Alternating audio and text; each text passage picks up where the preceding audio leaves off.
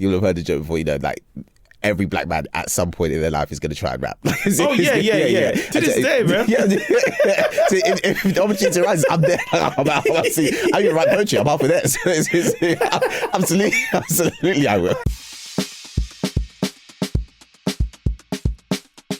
Thanks for coming in, bruv. For you, your journey's interesting. From like reading your book, there's so many similarities, and there's times where I'm like, yeah, that was me, That's me right there. I love how you break it down into seasons as well, where I'm sitting there like driving and I'm like, yeah, that's me. I'm a winter person because I'm born in February, but I like layering up. But, it's those small things when you talk about like when the sun comes out of winter and how it makes you feel, because it feels like a surprise and you're like, yeah, it does. Yeah. I thought that was just a me thing.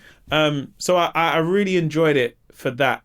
In so many ways that like I spoke to my girlfriend and I was like, I'm going to get you this book because you need this book, because she loves that kind of stuff. That's the stuff that she likes diving into. But your first love, was your first love music? Yeah. What Good kind research. Of what kind of music was it? Pretty much, anything and everything. So grew up, I've got 3 brothers and a sister, but we all play the piano and have taken on like another instrument for ourselves kind of thing. And music is the thing that I enjoy consuming most. So when it came to expressing myself creatively, it's the first thing that I tried. Because obviously I had like some kind of technical skill with it when I was at uni as well. I was 2 years into my into a 4-year course when I realised that I don't really like academia. I'm just good at it. Yeah. And started to think, and obviously at uni you have all this free time where it's kind of, you've got your lectures, but most of your time is your own. So I got into producing music and stuff like that. And the music wasn't amazing, but the self-expression was. That was the valuable part. Like learning how to make something, put it out, and let other people hear it, even if it wasn't good. All that kind of stuff. That was the baptism of fire kind of thing. But yeah, music is. And I always, even now, like I make music for myself. Like I don't think I'll ever go back to actually sharing or actively trying to. Actually, a bit like what you're saying with this podcast, where it's kind of like I just do it free. You just do it freely, and you do it to express yourself because it's something you want to do. Rather, and then your comedy is like, this is my serious business, but also. I don't think there's a creative in the world who has one sole creative interest. No, I don't believe that. I think there's the thing that you do that you love that you then realise you can make a living from, and you're like, wow, this is taking me to a place that I didn't know it could take me to. And then there's the thing that you might do, not so much behind closed doors, but the thing where you're like, I just really like doing this thing, and I like telling people, but I don't need to post about it. I barely talk about it openly. But I just like this little thing. If you know, you know. Yeah. Like I have such a love for music in a way that it inspires me to sometimes write material or, before going on stage, I have a playlist of songs, which is like before I go on stage. And I also sometimes sit and I'm like, I want to jump on stage, but I want to listen to my headphones just before. But I also know I can't because the job I'm doing, I have to talk, so I don't want to get too consumed in like the Beats by Dre looking advert where it's me in the zone, because that's just not how I set up to do my thing. You've heard the joke. You'll have heard the joke before. Like every black man at some point in their life is going to try and rap. To this day, man. So if the opportunity arises, I'm there. I'm going to write poetry. I'm half with that. So absolutely, I will. Listen.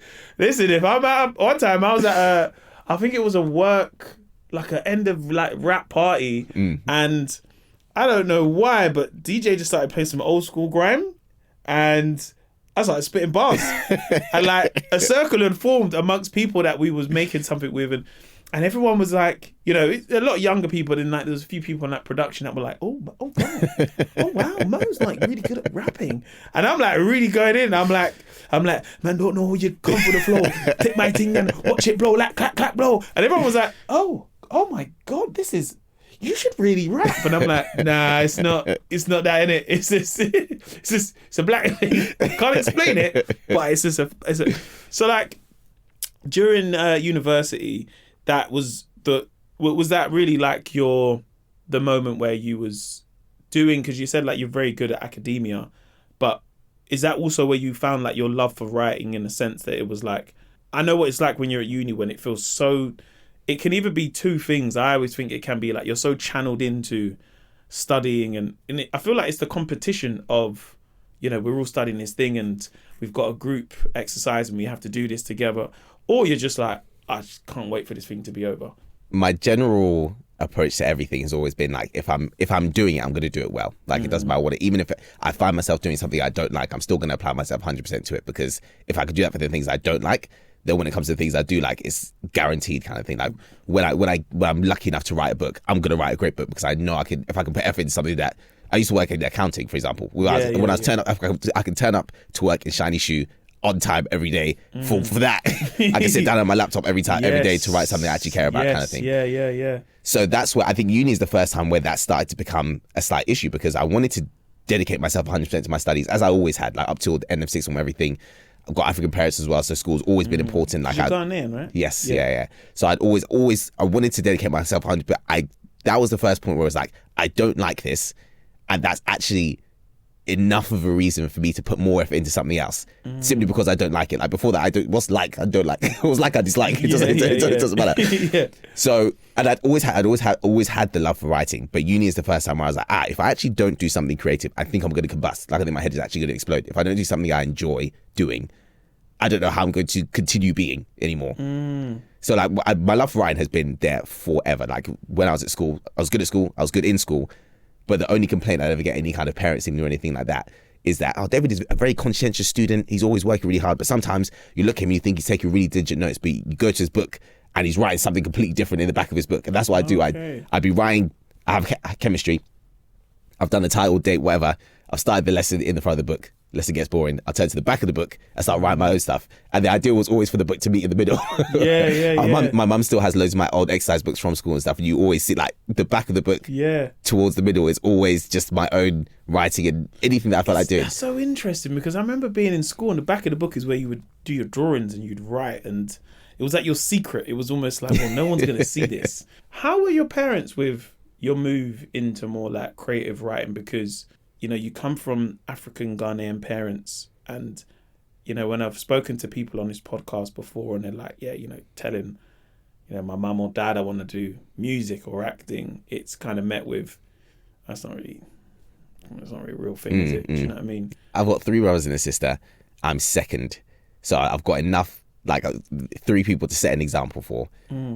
And for me, one of my big thing internally, like I've always felt this, I haven't always articulated it this way because I felt this when I was a kid, but I couldn't make the argument because I just didn't know how to express what I was feeling. But I've always felt that I'd rather quote unquote fail at a life that I chose than succeed on someone else's terms and feel empty inside afterwards.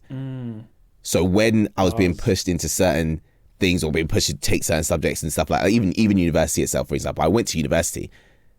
For me, not going to university was never even an option that was on the table. But my act of rebellion or whatever was that I said I wanted to do law because law, engineering, medicine. So I wanted to, of those things, law looks like has the most writing, the most talking. So I did a law placement in sixth form. I said I can't do this. So I changed to doing English. I wanted to do English at uni. And I was like, do you speak English already? Like what's English? But I had calls from relatives like kind of like you only get to go to university once you need to pick the right subject, all that kind of. But that was me the beginning of me digging my heels and being like, no, actually from this point onwards, these are my choices. And the thing that I've always felt and that I now feel vindicated in is that it's not that I'm gonna go do this and just do rubbish. Like I'm not going to go disgrace anybody. I'm going to work. And the thing I always used to say to my parents, that you've given me these tools to work hard, to value the right things, to trust me with the skills. Like I might be in areas that you might not have been able to anticipate and stuff like that, but trust me with, I know what to do with myself when I'm in those areas. I will make a success of myself no matter what. And even if I need to open Indeed, I'll open Indeed. I think it's interesting with parents, because I think it's the worry that parents have where their whole thing is just like, look, I know how hard it was for me when I was your age, and I just want you to set yourself up that you're going to win and earn a living. 100%. I hold no upset or anger because I understand it completely. But obviously, my parents have come here from somewhere else to give us a better life than they had, which succeeded. And I know, exactly what I know how hard it was for me. I don't want you to suffer the same ways. And then also, just for the general peace of mind, if I was a lawyer right now, my parents could close their eyes and they can picture where I am and what I'm doing. Yeah. I do social media for a job. What's that? It's like, what are you doing on a Wednesday on the average Wednesday afternoon? There's no answer. There's no peace of mind. Their friends are asking, what's David up to? And you can't really say specifically what I'm doing, because even sometimes I don't understand specifically what I'm doing and what's going to come the next week or whatever. So I completely get where that comes from. Yeah. That said, though, we start to earn money from it. Everything becomes okay. I think you do that thing where you kind of treat your parents to something that they then go, oh, okay, this must be good. I get it with parents where their whole thing where, I think sometimes I look at the position that we're in as a generation where we can choose and say, I don't need to go uni because I can do this thing. And if I've just made a projection of, I've done a corporate show and I've made this little bit of money on TikTok, and that's already more than I would earn in a month. And then I've got maybe a live talk that I'm going to do, and I've already earned in that month more than I would earn 6 months if I worked in retail, for example. For you to kind of turn what you've turned from just having feelings to then turning that into creative writing to now becoming like an author and selling books and being in a space that I can't imagine the amount of messages you must get. Like, I can't imagine what that must feel like, because I get them in a sense of like, oh, like I love your thing and it really made me laugh, or we're going to your show and stuff. Whereas I think listening to your audiobook, I felt like I already knew you and we had never met before, but also you were saying things that I was like, that's where I am right now. And it did feel like therapy, if I'm being honest. When I'm listening to it, I was like, right, this feels like therapy right now. It was also like the relatability of like, I know this guy though. Even though I don't know him, I know his journey in the sense of I've been in those shoes as a young black man trying to find his place in the world, where you're like, whew, this is getting a bit much. But this book gives me that, okay, cool, it's not just me. What was younger David like? Because I know you had this love for music, but I asked because when I was younger, I wanted to be a fireman, believe it or not. And my nephew is 10 and he wants to be a bus driver. That's his thing. He's like, I want to be a bus driver. I want to be a bus driver. And I'm waiting for that thing one day when he's like, yeah, no, I actually want to do this. What was your thing at such a young age? Footballer first. Who's your team? Chelsea. Oh, okay. For my sins. It's a shame, man. I'm sorry, man. Sorry to hear that. Actually, we're doing great. Actually, let me not say that. We're actually doing great right now. And I can identify the team just seems like it's a team full of young guys who are having fun. Which if I wanted to play for a football team, I actually want to play for just from. Anyways, I've digressed. Football first, and then like you said, with the thing that clicks where it's like, oh no, I actually want to. Actually, I'll be really honest. What I wanted to do was be in a position where I can help my mum out and just not worry about money. That was my mate. I don't want to be worried about money anymore. That was really my driving. The driving factor was behind a lot of the choice I made. Like even subjects wise at school, what am I doing for GCSE? What am I doing for A level? Where am I going for uni? All that kind of stuff. I don't really worry about money anymore. And even before I got to the point where I was like, I'm not that worried about money anymore. It was kind of like, this isn't a big enough goal for all of the things that I feel. And this goal actually doesn't address any of the things that I feel. As much as, don't get me wrong whatsoever, I am not saying the money isn't important, because obviously it is. Like, it makes life much more easier. It gives you choices, all that kind of stuff. But I realized that I was leaving so much unaddressed and so much on the side in pursuit of that one thing. And also as I started to kind of get a taste of, oh, okay, if I could live like a taste of an unsustainable taste, but a taste nonetheless. For example, like when student finance comes in and there's a comma in my bank account. Don't get me wrong, that money's all basically someone else's because I have to pay rent out to whatever. But when I saw it there, for the first week, you feel like it is I can do anything. It is. I had mine backdated as well, innit? Oh, so yeah, bro. When that hit, dangerous. They should have given to you all at once. Absolutely not. I think they should. You need to be. That needs to be a weekly thing. Daily, even for some, because to give an 18-year-old a lump sum like that when most of us have not seen anything like it before. Yeah. Not in your account. Not in my account. I've worked since I was like 15, but I'd never seen a lump sum like that in my account. And it literally, if I could, and these was back in the days when like £100 was really £100. Yeah. You know what I mean? Like, Listen, £100 will be an Uber trip, you know? 2 Uber trips, that's right. Is that it? It's done. So, oh, man. But that really taught me as well that like, oh, even if I had this amount of money in my account, or I would have this amount of money, I'd still feel and have all of these things. And also, student finance drops 3 times a year. Oh, my God. Outside of that, where is my happiness coming from? So where's my joy? I need some June joy. and July? It's looking bleak. Brutal, very brutal, very, very brutal. And I very much was the friend as well who like, if I didn't have, or if I felt like I didn't have money, or if I felt like I didn't have means, I felt like I didn't have value.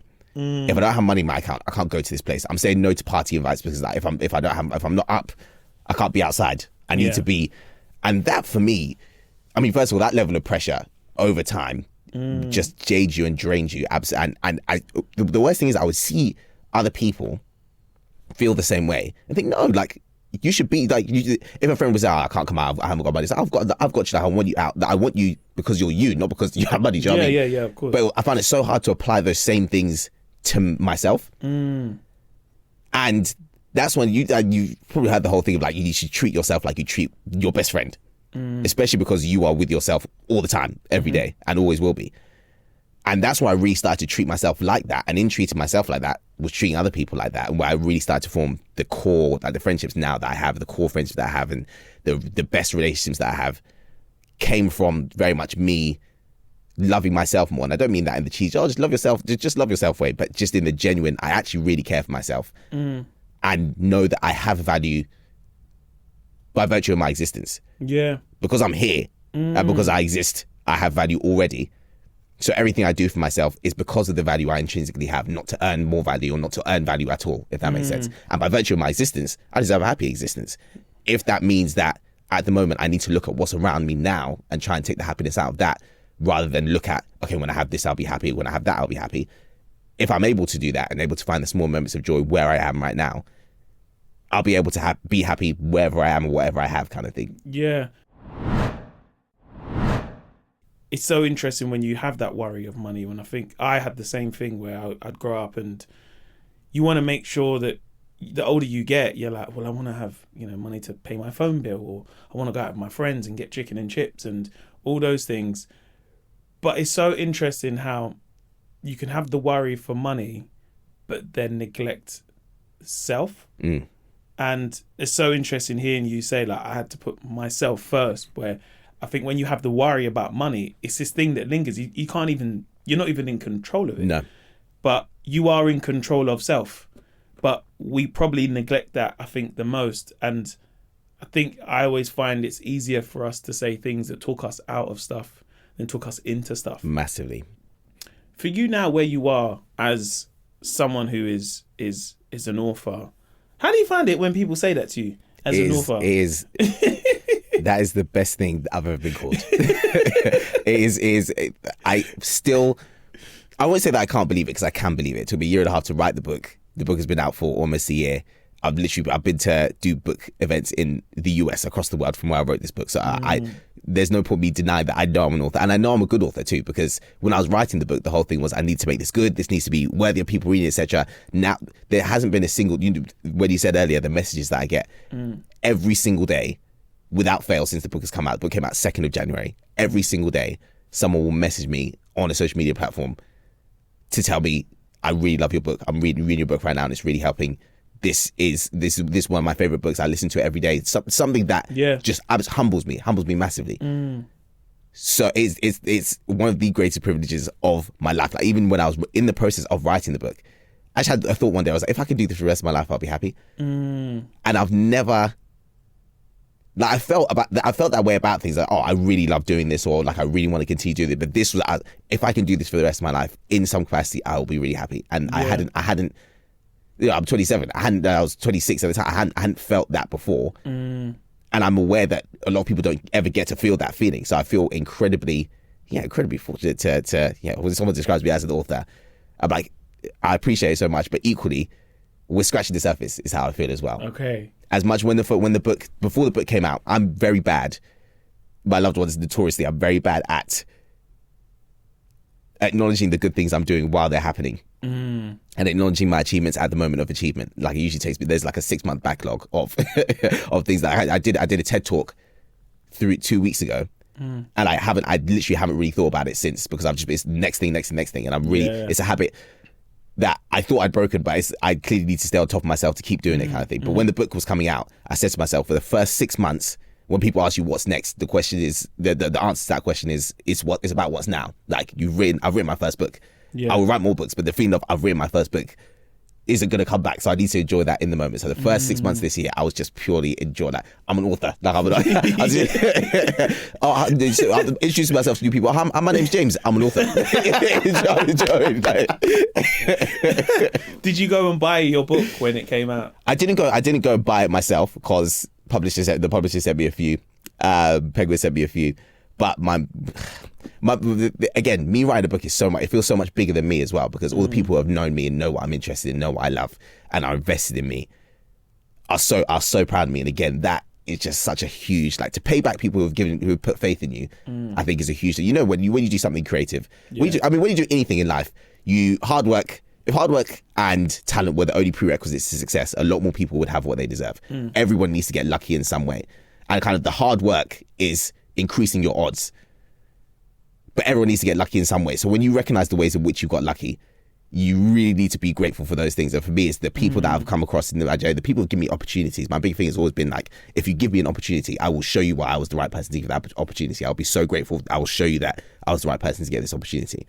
So my mum, for example, is one of the biggest ones. She's laid the foundations for everything. I always think, mum was the first writer in the family. I always think, if I am my mum with the opportunities that I've had, so everything I do, it goes back to this. This is her achievements.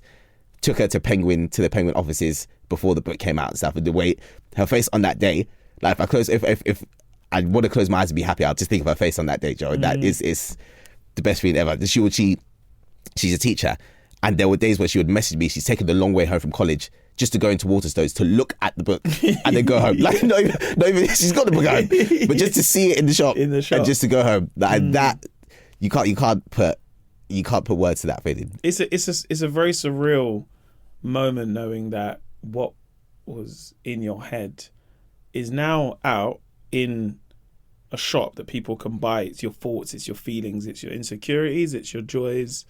And I'd done a talk at a school yesterday, and they said, "Oh, what's your proudest achievement?" And I said, "Well, I was writing a book, because I'm dyslexic, so I didn't think that was even possible." Wow. So I was like, there'll be a lot of spelling mistakes if I ever wrote a book. But then knowing when you do the process of writing it, in my head, I don't know why, the child in me was like, well, when you write a book, you get a typewriter, you have a few pages, and I've seen it in a film where you've got a few pages and someone calls you, "Hey man, how's it going?" It's like, "Yeah, I'm on page 85 right now." That's how I thought the process worked until I started, when I got the approach to do a book, I was almost like, okay, I'm so young to write a book. When I wrote the book, I was probably, 30. And I was like, I've not lived yet. And it was like, okay, so what would your book look like? And I was like, well, what about if I gave you moments of my life and little snapshots? And it's just packaged almost like it is a biopic, but it's comedy. But I think seeing it in the shop, though, I went to, I think, probably, I don't know, this is like 4 or 5 years now after the book come out, and I went into Waterstones and I was like, let me just see in it comedy section, biopics, if I'm there. And it was just there on the side. And it was that feeling of like, I think what I didn't realize especially with literature, is that no one throws away a book. No, I think I think this is the big thing. So before the book came out, I had communities on different social platforms that had like lots of people following me and lots of people I was connected with online. But for someone to say, I've sat down, especially in today's attention economy, I've sat down and read your book. Yeah.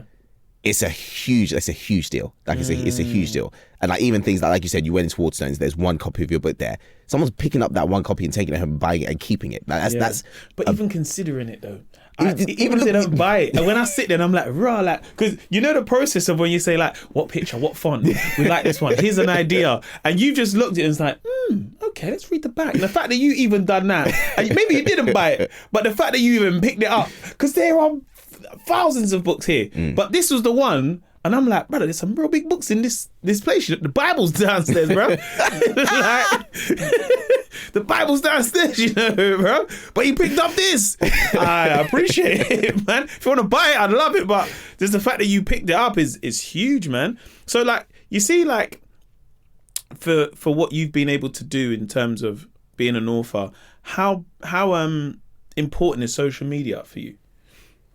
Really important in that social media is my proof of concept. It's because the thing is, I've always known that I'm capable of. I did English and French uni, as I said. I've written all my life. As much as there are things about myself I doubt, there are places where I doubt myself. But in terms of can you write, yes, that's not the question. That's actually what I'm best at.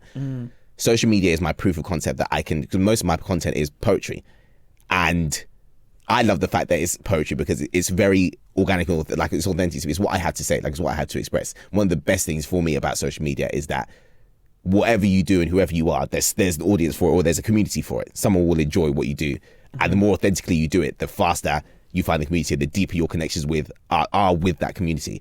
Like, as much as there's the temptation to follow trends or to do it and to grow, it makes sense to try and chase those things. But ultimately, 1,000 engaged people who are truly rocking with what you're doing is better than 100,000 who kind of don't really care for the odd video kind of thing. So for me, social media is my proof of concept that I can be 100% myself, offer what I have to offer creatively, and there will be people interested in it.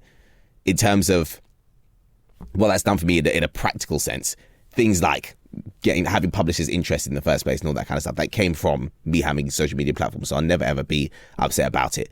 In terms of how I use it myself as well, how I use it has changed a lot based on the fact that I have a big community on there. I don't think social media is inherently bad. It's just that it's so easy to overuse, like super easy to overuse. When even if you were to delete the Instagram app from your phone today, for example, you would find your thumb just going to find it just out of muscle memory. Yeah. And there are rooms full of people who are very, very smart, dedicated to keeping you on their app. And there are about 7 apps like that. Do you know what I mean? It's hard to maintain a healthy relationship with it. But I personally, it's a fantastic, it's like an amazing tool, but also an amazing place to be connected with my community. I think one of the things that you said that I'm really appreciative of, and that means a lot to me, is that you said when you listened to the book or read the book, it felt like I was talking to you. I think social media is one of the best ways to do that. Like it's kind of like you feel connected with the person. And for me, the whole goal of creativity and making anything is for people to be connected with you as a very funny person, as a comedian. It's like your best jokes are the ones that people could identify with the most, relatable situations and stuff like that. And it's exactly the same. I think social media, one of the best things about it is that we see ourselves and see things that we didn't realize that I'm not the only one who feels this, I'm not the only one who does this. Like it puts us all together in that way. So I mean, I personally have a very good, very healthy now relationship with it.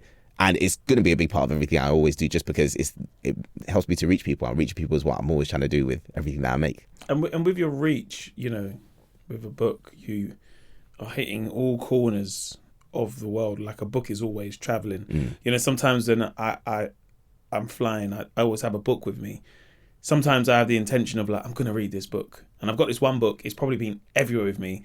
And it's not even a big book, but I've probably read half of it.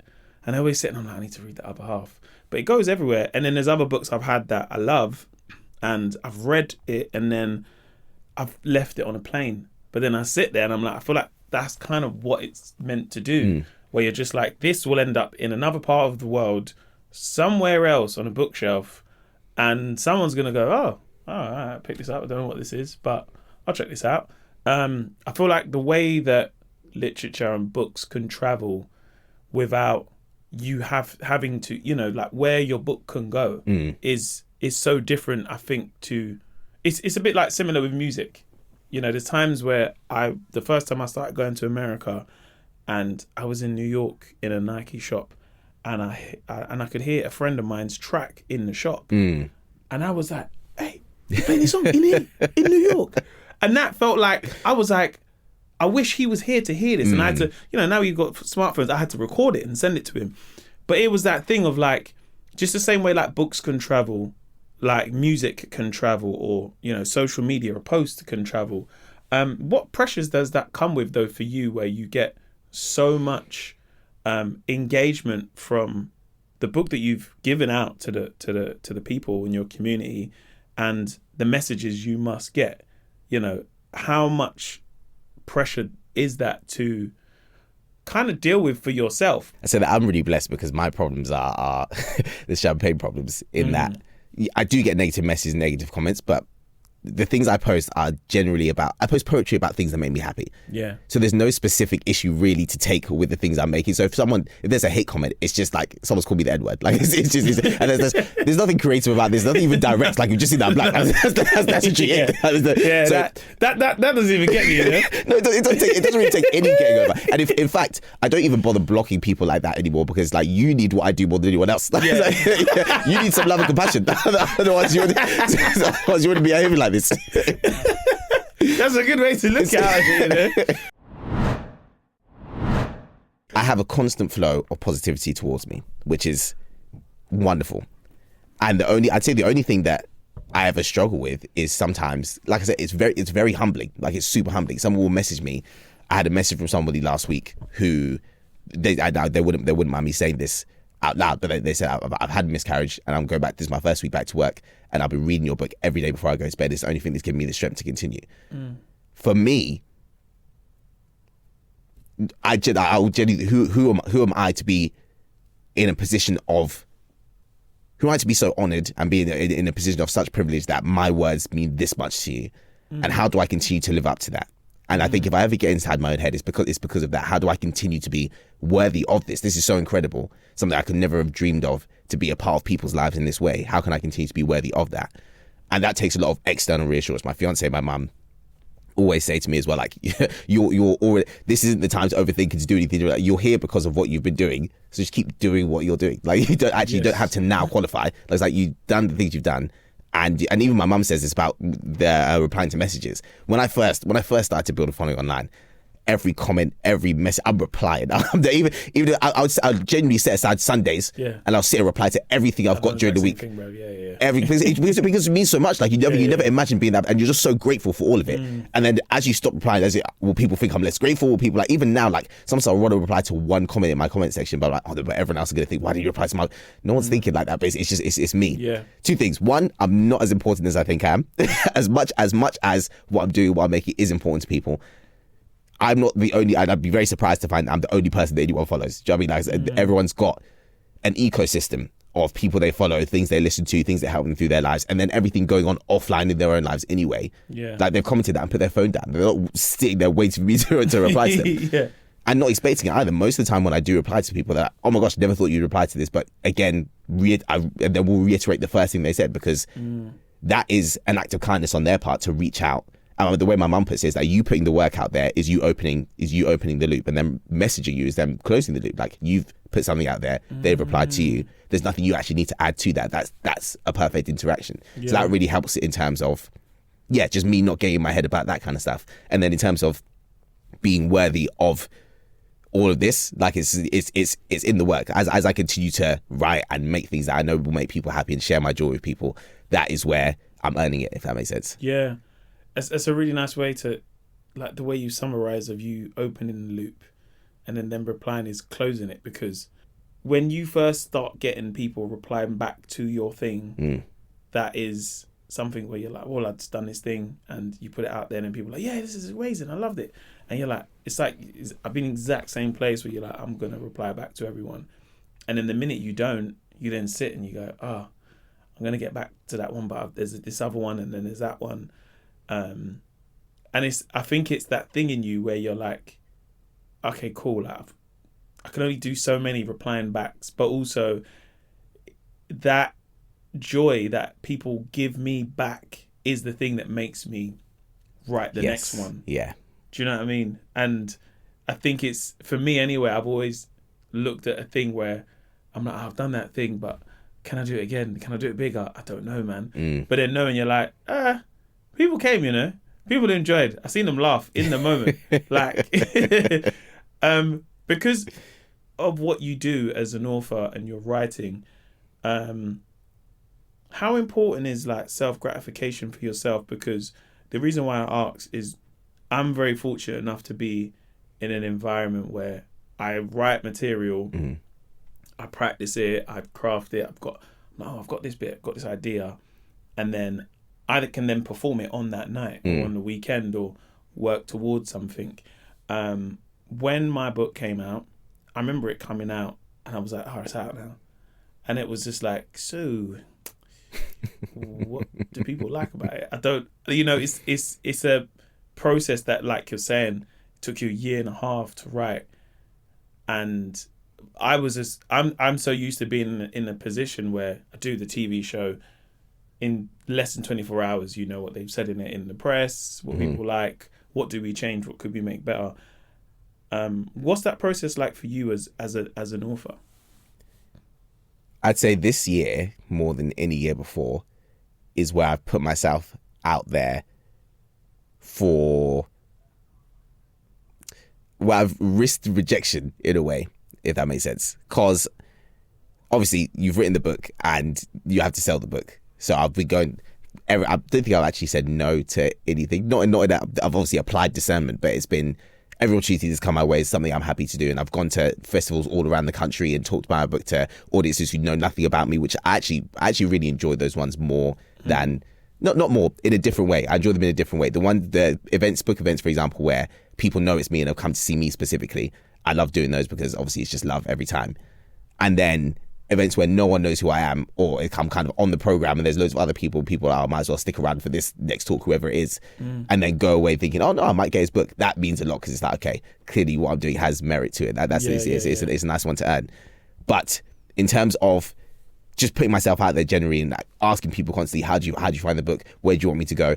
It feels like I'm always bombarding people with stuff. It feels like every Instagram story I post has a link in it for you to click and do something else. It feels like I'm doing too much a lot of the time. But there's it's actually Grace Beverly who said this, who I don't consume anything that she makes, but I listen to a lot of the stuff she says because she's just got a very good mind she's great at business stuff, at the business side of stuff. But she said people will never be as tired of what you're selling as you are of selling it. And that flipped a switch in my brain where it's kind of like, okay, because it's what I think about all the time. I always think I'm talking about this too much. But to this, I could post a video today about my book and I guarantee someone will comment, I didn't know you had a book. And I feel like I've been talking about it all year. Bro. It's like, what have I been working all this time? I've been shouting and screaming and on every day. It's been in my profile. The first line of my bio is author of Frequently Happy. And I didn't know you had a book. But it's whenever I get those comments, it makes me chuckle, and it's like, okay, you have the license to talk about this as much as you want to talk about this. And also people the whole like, sometimes I really need to remember how much, when you haven't heard something direct, no one's actually directly told me, I'm tired of you talking about your book. I don't think anyone ever really would, especially in Britain. Like, we're not like that. We're not like that. But I'm thinking people are tired of hearing this, and I'm projecting that onto other people before I've even put myself out there. Yeah. And when we do anything that puts us out there in any way, it's so important that we don't project our own fears onto people's reactions before we've even got people's reactions. You actually need to put yourself out there to get rejected first. Let's not preempt the rejection. Let's not borrow grief from something that hasn't even happened. So in terms of self-gratification, making sure that it's pushing myself to keep doing those things, because that's kind of where I've needed to grow this year, which has happened, which is great. Because you speak about rejection in the book, and whenever I have to do a talk, I lean into rejection, where it's like, I think once knowing that, especially within the world that I'm in, knowing what the rejection is and knowing that and being in the process of having to reject people creatively for stuff where you're like, oh, that person's great, but they might not look the part for what we need them to do the thing for. Where it's just like, some people are sometimes too good, which you sit there and you're like, wow, I've probably been in that position. And that's not to say that their talent isn't too good. It's almost like, for the role that we might cast for, you excel. We see you as in a different space.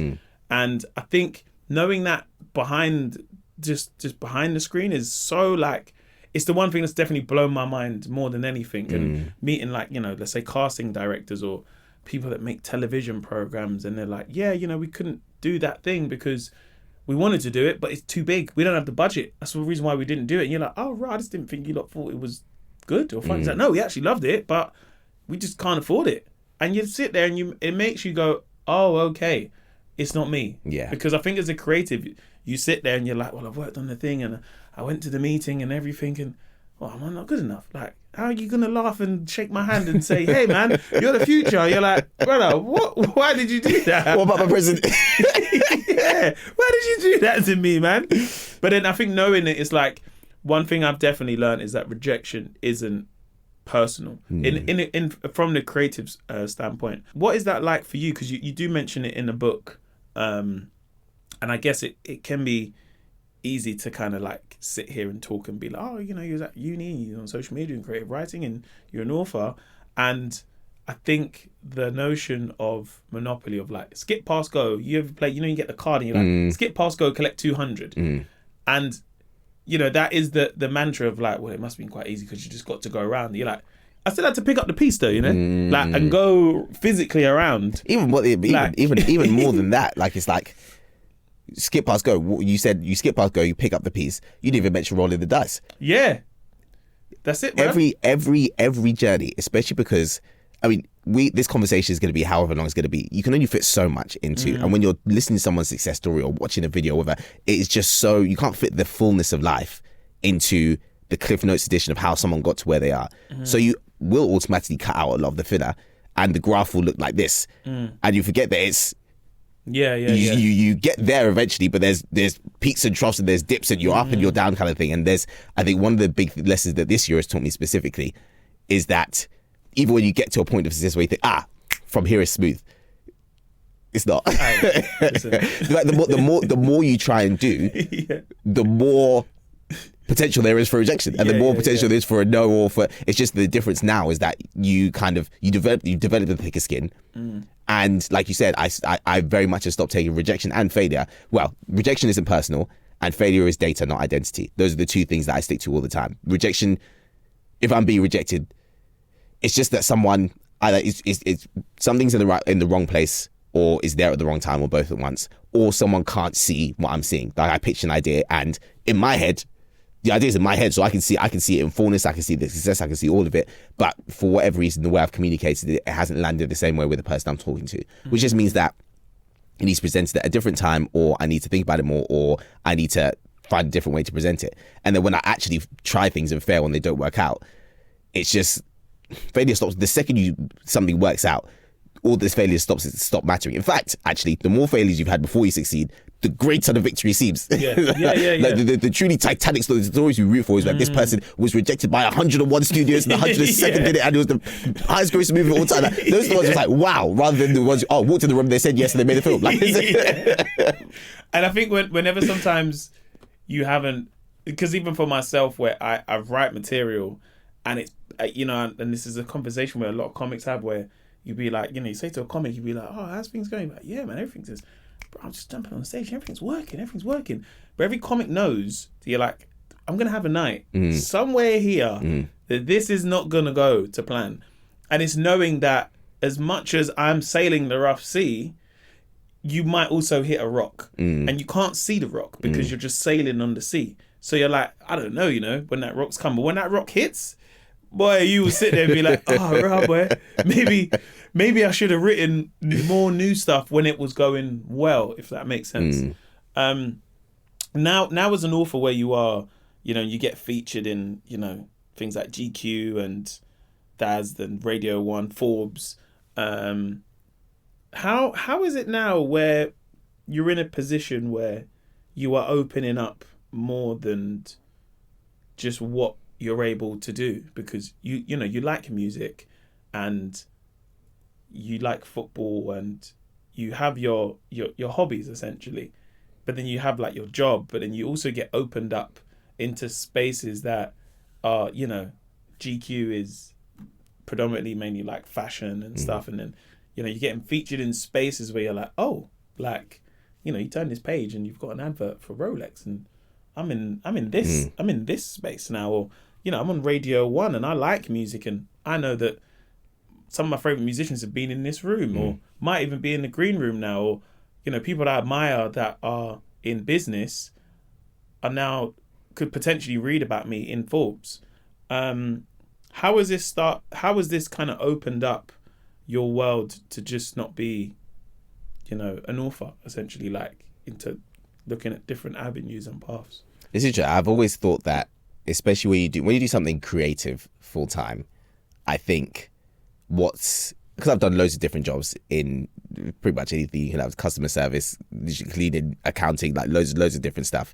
And I think of what each job has demanded of me, and I think the emotional labor with creativity is what's really high, which is where I think that can be really easily overlooked from the outside. It just looks like everything's easy, and like you forget how difficult it can be to just literally, it's me presenting vulnerability all the time.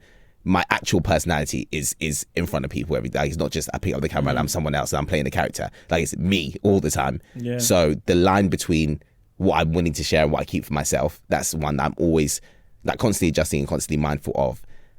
On top of that, I think it's really helped me to develop a strong sense of identity. What I was saying before about kind of opportunities coming to you because of who you are and what you do, and then you get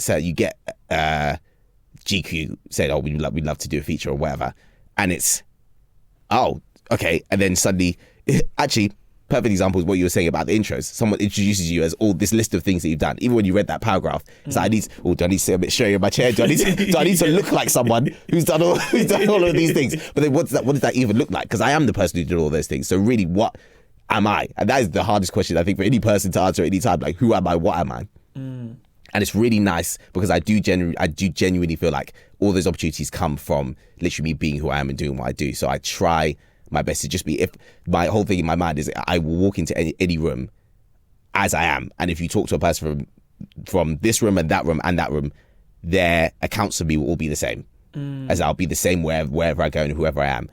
Again, this is why I'm really blessed to have such a circle who have known me from before any of this stuff kind of started happening for me. And if I was ever to act differently or I would know about it very quickly. They'll be the first one to tell you, very, very, very quickly. Hey, very my brother, quickly. like, what's going on, bro? Like, obviously, like, you don't really chill, the man is a bit different. There was one, I did a feature before the book came out for a great magazine called Boys by Girls.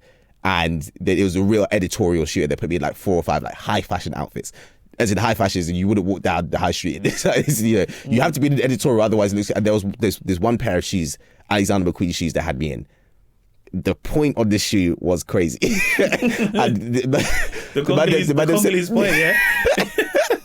Congolese Uncle 3000. The man who sent it into the group chat, so you could kill a cockroach in the corn with. It's crazy. And it's things like that where it's like, okay, I'm in spaces doing things that I wouldn't ordinarily do, but even then, like, it's like, as much as I'm joking about that, it would have been very easy for me to maybe be uneasy in that setting because I'm not used to it and stuff like that. But the way I approached it was like, okay, this is what I'm used to doing. So let me have fun with it. Let me enjoy it. And when the jokes are rolling in from people, let me run with the jokes because it is fun. I had fun doing it, and I got there ultimately doing something I'm proud of doing. So I'll do all the same things again. So there's nothing to regret there. When you go to start, you get to, write a book and you're in like a GQ and, you start going to these events. What does that feel like as someone who, writes?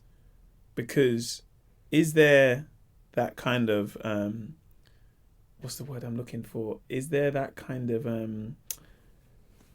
like when you go into an environment where you're like, oh, I don't know if I'm meant to be here? Because I feel like with people that write, it's almost like, and some of the most famous writers, it's only unless you go out of your way to, I'm gonna Google what does this person look like? I don't know. I don't know who this person looks like. But what does that pressure also feel like to be at front facing things as someone whose creativity is in a book, where it's normally, growing up, I don't think I ever knew what Roald Dahl looked like. Do you know what I mean? As a kid, but I grew up loving the books. Yeah. And if I tried to make a recollection now in my head, I think there's a little picture of one of the books, but even then I'm like, I don't really know. I could, like, I know he's passed, but like I could walk past him in the street and not really know. So is there a part of you that feels like, you want to go to the things and, be invited and be like, I want to drink the champagne too, man. Do you know what I mean? I'm meant to be here. I'm in the GQ magazine too. Do you know what I mean? Skepta's here, so I'm meant to be here. But is there also the thing where it's almost like, I kind of also do like a bit of my privacy and being a little bit anonymous in that sense, you know? When I was growing up, I always got described as an extrovert, and I always got described as extroverted. My 3 brothers are all quieter by nature than I am. And when it comes to someone like speaking up or stepping forward for something, it would usually be me. So I always thought of myself as an extrovert. Then when I became an adult and actually had a choice, I realized that ambivert is probably a better word to describe how I am. I'm very good at the social stuff and the front-facing stuff. That's why I get put in front of microphones, because I can, and because I'm very comfortable doing it. But the writing is what I actually really love. It can be really difficult sometimes because I feel like I am in the book. Yeah. If you want to know about me, read the book. Yeah. That's what I did this for, so I wouldn't have to do this stuff. But again, like I said, that's a big champagne problem. Like, I have to go talk to people who are really nice and want to hear about what I have to say. Oh, what terrible, what terrible. My steak is too juicy, my lobster's too buttery. It's ridiculous. But sometimes when I do go to certain events and when I'm in places and I'm around people who I've looked up to from when I was younger, it feels amazing. And then that's where, not imposter syndrome quite, but it's almost like, should I be here? And also, is this valuable to me? As much as it's valuable for visibility and stuff, is that the kind of value? Because value is subjective. Is this valuable to me? This might be valuable to sell a book, or it might be valuable, but is this valuable to me? If I am sitting in a place where I feel uncomfortable for 3 hours and then I go home like, thank goodness that's over, was that good for me? Or could I spend that 3 hours with myself doing some exercise, journaling, whatever, and would I have come up with a great idea and be working on something that I actually think provides value to other people? Again, actually, I think that does tie into imposter syndrome more than I realize. As I'm speaking, I kind of realize that a lot of the time I get really close to talking myself out of doing things or going to places because I put it down to, oh no, you should focus on the craft. You should be focused on as an author. You want to be an author for the rest of your life. You should be focused on the craft more than anything. But my mum says to me all the time, you are a very young man and you should be enjoying your life at the same time. And if you never eat the fruits of your labour, you're just labouring, you're always hungry. It doesn't make no sense. Sometimes you do have to... Your fruits will rot.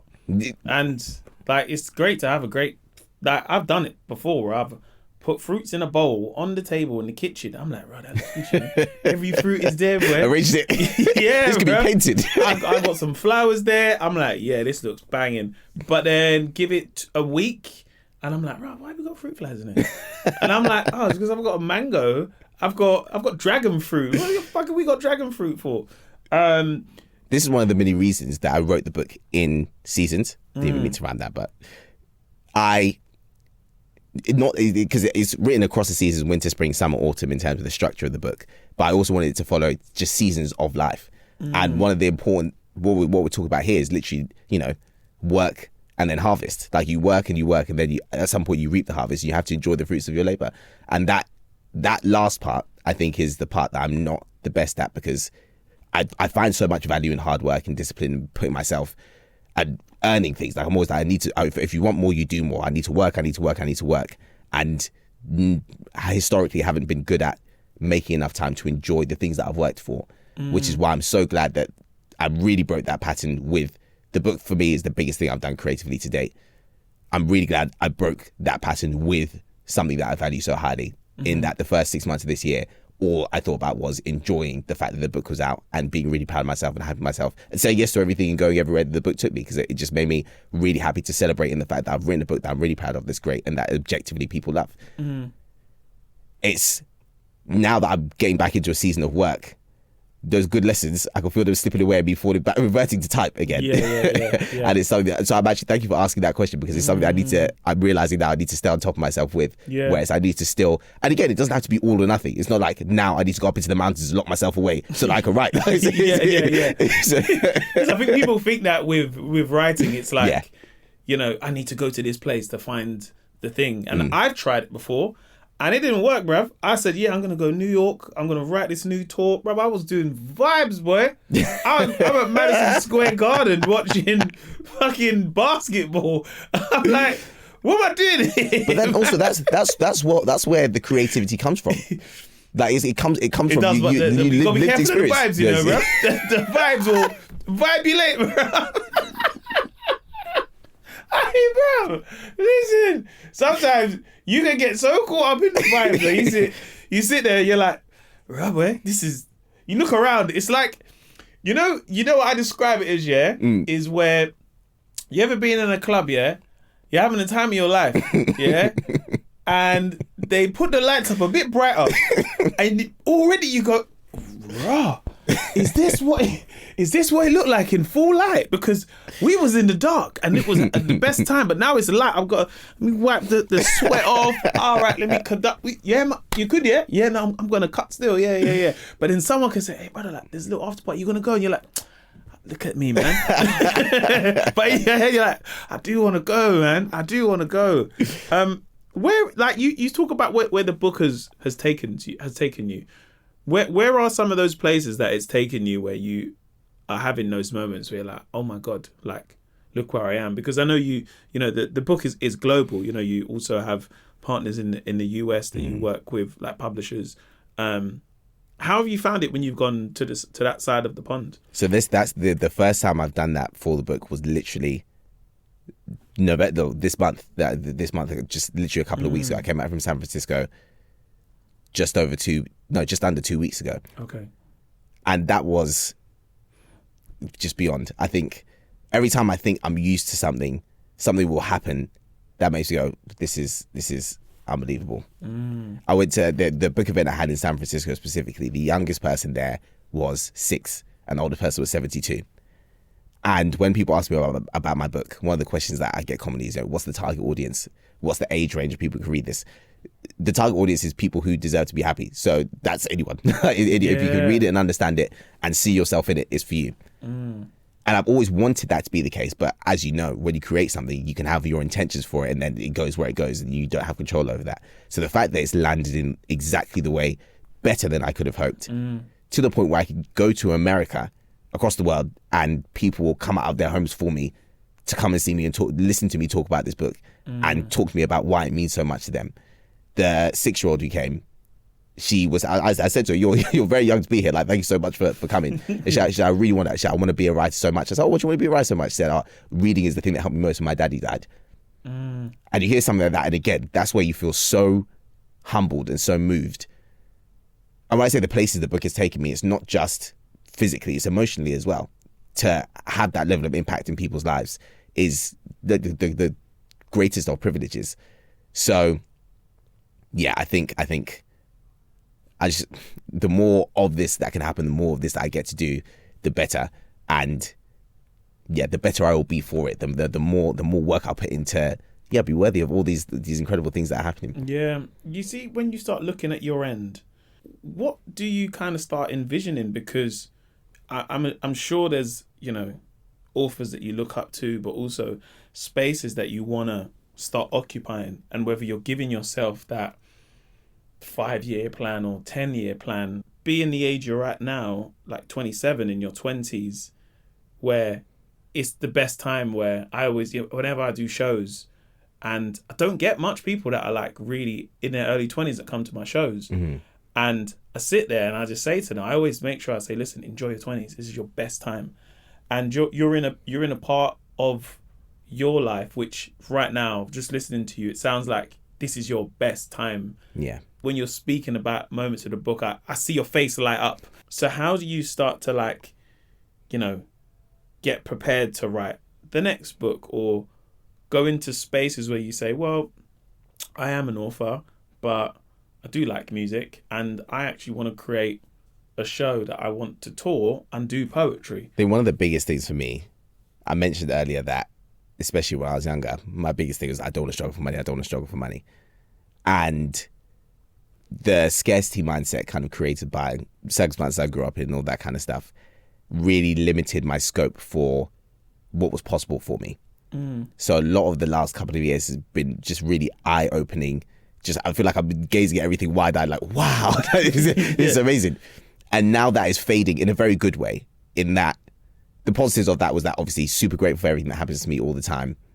I think you'll never come across me and think that I'm not grateful for the things I have. I always will be.